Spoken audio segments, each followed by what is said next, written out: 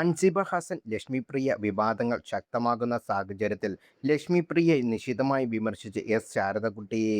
മൗലിക ചിന്തയുടെ ഒരു തരി പോലും ലക്ഷ്മിപ്രിയയുടെ വാക്കുകളിലോ പെരുമാറ്റത്തിലോ ഇല്ലെന്ന് ശാരദക്കുട്ടി കുറിച്ചു.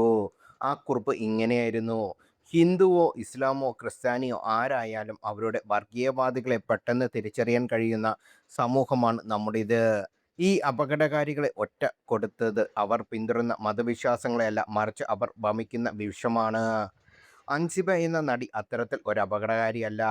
വിവേകത്തോടെ ഭാഷ ഉച്ചരിക്കുന്ന അവരുടെ വാക്കുകളെ എളിമയുടെ അതിലെ സാക്ഷ്യം പറയുന്നുണ്ട്. അമ്മയുടെ ഒരു സ്റ്റേജ് ഷോയ്ക്ക്, വാർഷികത്തിനോ മറ്റ് കൈകൊട്ടിക്കളിക്കോ വേണ്ടി നടിമാരെല്ലാം കൂടി സ്റ്റേജിൽ കയറാൻ നിൽക്കുമ്പോഴുള്ള പ്രാർത്ഥന എന്ന പേരിൽ ഒരു ഐറ്റം കണ്ടപ്പോൾ തീരുമാനിച്ചതാണ് ആർക്കോ വേണ്ടി വർഗീയ കോമരൻ തുള്ളിച്ചാടാൻ കച്ചകെട്ടി ഇറങ്ങിയ മറ്റേ നടിയാണെന്ന്. എന്തായിരുന്നു പെർഫോമൻസ്? മൗലിക ചിന്തയുടെ ഒരു തരി പോലും അവരുടെ വാക്കുകളിലോ പെരുമാറ്റത്തിലോ ഇല്ല. ആകെ മൊത്തം അഭ്യാസങ്ങളാണ്. ശ്വാസം ഡീപ്പായി അകത്തോട്ടും സ്ലോവായി പുറത്തേക്ക് വിട്ടും കണ്ണിറക്കി പിടിച്ച് പറപറാന്ന് നാമജപം പോലെയാണ് എന്തൊക്കെയോ പിറുപിറുത്തും ഇവർ വിഡ്ഢിവേഷം കെട്ടുമ്പോൾ. ബീന ആന്റണിയും നീന കുറുപ്പും സജിത ബേട്ടിയും ചിരി അടയ്ക്കാൻ പാടുപെടുന്നത് ആ വീഡിയോയിൽ വ്യക്തമാണ്. വികൃതമായുള്ള ചേഷ്ടകളും ഗോഷ്ഠികളും കൊണ്ട് അവർ കയറിച്ചെല്ലുന്ന ഇടമെല്ലാം ദുർഗന്ധം പരത്തുകയാണ്. ഇത് കേവലം അമ്മയുടെ ഒരു ഉൾപ്രശ്നം മാത്രമായി കാണുന്ന വലിയ അപകടമാണ്. ഇവരെങ്ങനെ അമ്മയുടെ ഭാരവാഹക സ്ഥാനത്ത് എത്തിയെന്ന് ചിന്തിച്ചെടുക്കാൻ പാളിപ്പോയ ആ ബി.ജെ.പി. സ്ഥാനാർത്ഥിയും പോലും കാത്തിരിക്കേണ്ടി വന്നില്ല.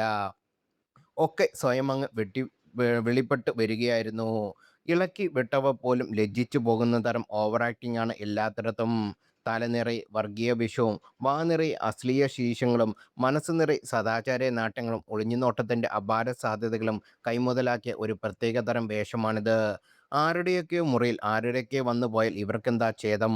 ആരെങ്കിലും വിവാഹബന്ധം വേർപ്പെടുത്തിയാൽ ഇവർക്കെന്താ ഛേദം?